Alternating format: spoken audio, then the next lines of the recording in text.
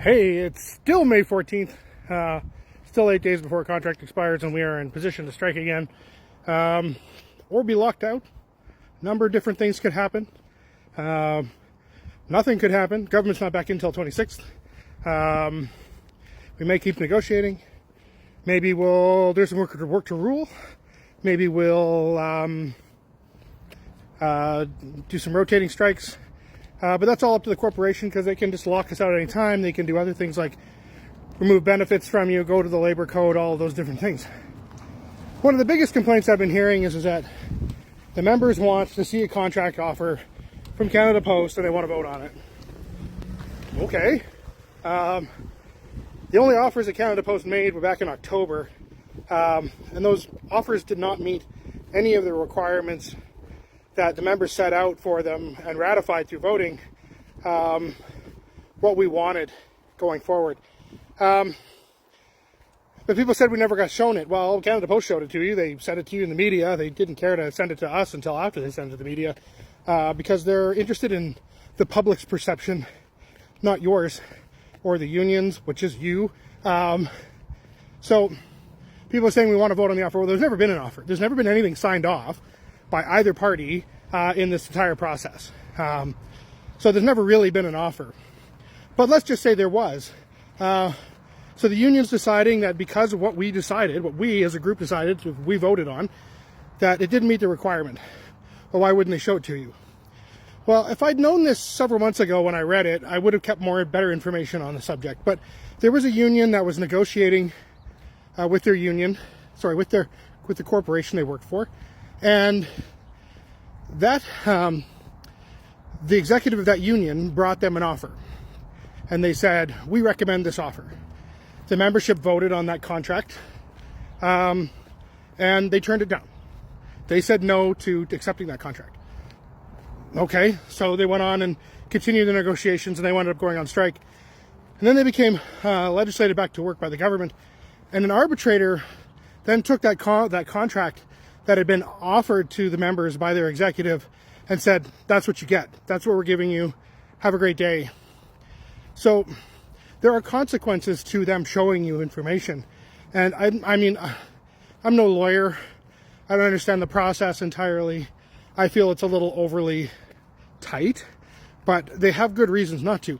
But let's reframe the question. If Canada Post is so confident that you will like your offer, why don't they just put it in a PDF file and drop it on the internet?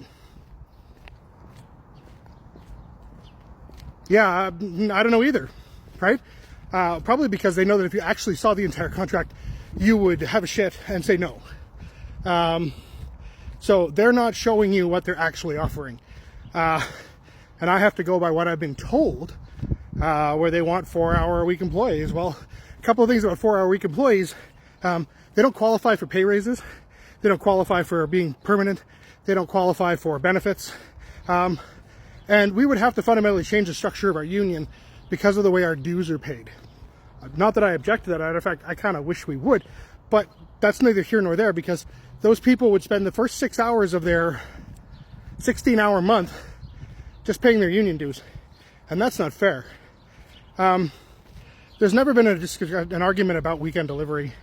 That's always been on the table. It's always been something that we wanted. Matter of fact, they were doing it in Toronto until a few days ago, when the corporation suddenly canceled it, probably because after doing it for 9 years, it makes them look stupid, because it's a successful way to do it.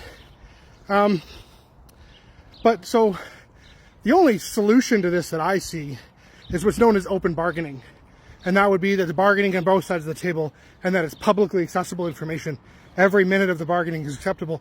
But I don't really see Canada Post wanting to go for that. Those devils, they're pretty clever. And I'm not entirely sure that our current executive would go for it either. I like the idea. I think it's a great idea. If you could watch the negotiations every day, I bet you some weird stuff doesn't get said.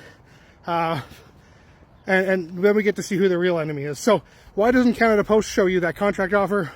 Because they know you'll reject it. They know you'll hate it. And that's on them. If they want you to see it, there's nothing we can do to stop them.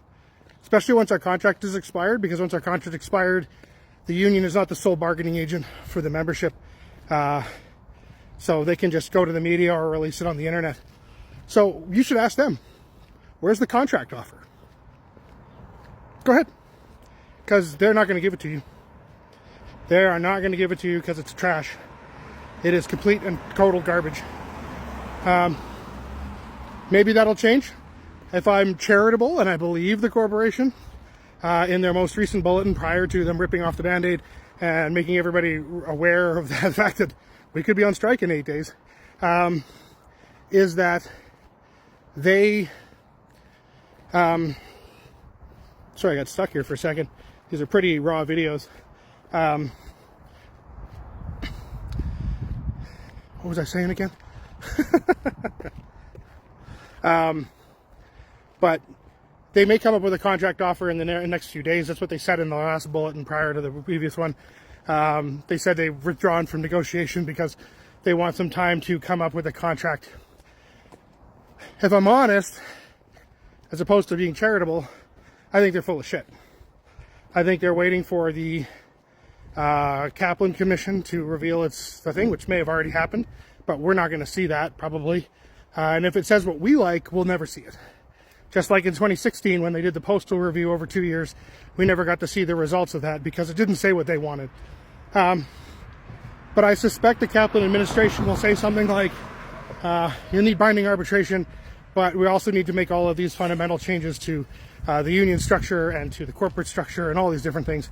And I fundamentally disagree with him changing the union structure because we have built that. The members of our union built that over 60 years. We're the ones who decide what our rights and responsibilities are. Like I said, these videos are going to be a little raw. They're going to be a little rambly. So take them for what they are.